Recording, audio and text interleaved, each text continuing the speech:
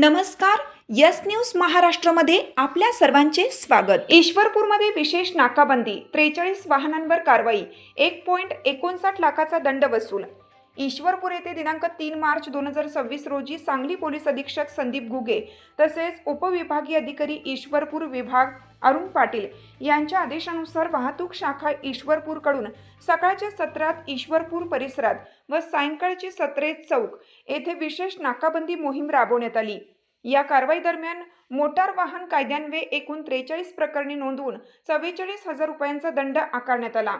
तसेच प्रलंबित 204 प्रकरणांमधील 1,15,900 रुपयांचा दंड वसूल करण्यात आला. याशिवाय मद्यपान करून वाहन चालवणाऱ्या 5 जणांविरुद्ध मोटार वाहन कायदा कलम 185 अन्वये कारवाई करण्यात आली असून संबंधितांविरुद्ध न्यायालयात खटले दाखल करण्याची प्रक्रिया सुरू आहे.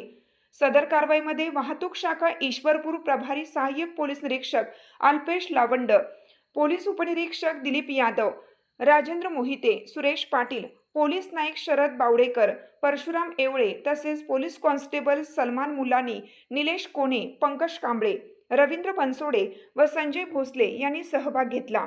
वाहतूक नियमांचे पालन करून सुरक्षित प्रवास करण्याचे आवाहन पोलीस प्रशासनाकडून नागरिकांना करण्यात आले आहे. यस न्यूज महाराष्ट्रासाठी राजेश कांबळे.